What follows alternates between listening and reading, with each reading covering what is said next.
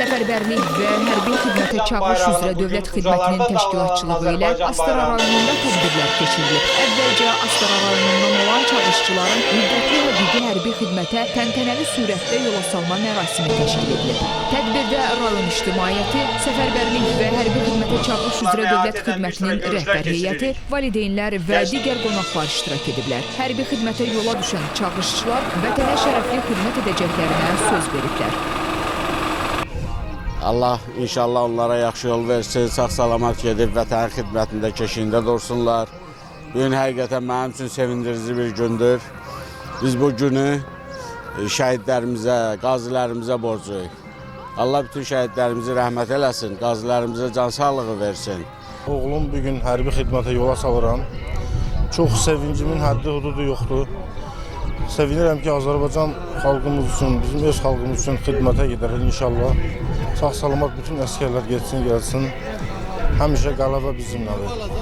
Sonra Astara rayon icra hakimiyyətinin dəstəyi ilə Mədəniyyət Mərkəzində gənclər üçün Vətənpərvər Azərbaycan gəncliyi, sağlam gənclik, sağlam gələcək mövzusunda görüş keçirilib. Görüşdə açılış nitqi ilə çıxış edən Astara rayon icra hakimiyyəti başçısının müavini Frəngiz Sadıxova belə tədbirlərin gənclərdə vətənpərvərlik hissinin artmasına müsbət təsir göstərdiyini bildirib. Tədbirdə çıxış edən Səfərbərlik və hərbi xidmətə çağırış üzrə Dövlət Xidmətinin çağırışa qədərki hazırlıq idarəsinin reisi Polkovnik Leytenant Füzuli İsmailov müharibə zamanı gənclərin vətənpərvərliyindən, sabahın əskəri olacaq çağırışçıların fiziki və psixoloji statuslarının yüksək səviyyədə saxlanılması istiqamətində həyata keçirilən tədbirlər barədə danışıb, həmçinin ölkəmizdə 2025-ci ilin Konstitusiya və suverenlik ili elan edilməsi ilə əlaqədar bu mövzuda geniş məlumatlar təqdim edib. Dövlət Xidmətinin İctimaiyyətlə İş və Beynəlxalq Əlaqələr şöbəsinin rəisi Pərviz Sədrəddinov ali məktəbə daxil olmağa hazırlaşan gənclərə tövsiyə və məsləhətlərini verib.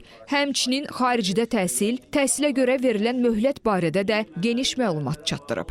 Sonra Dövlət Xidmətinin Astara rayonu şöbəsinin rəisi Polkovnik Leytenant Orxan Əhmədov ilkin hərbi qeydiyyat, tibbi şəhadətləndirmə, çağırışçıların hüquq və vəzifələri barədə geniş məlumat verib və tədbir iştirakçılarını maraqlandıran sualları cavablandırıb.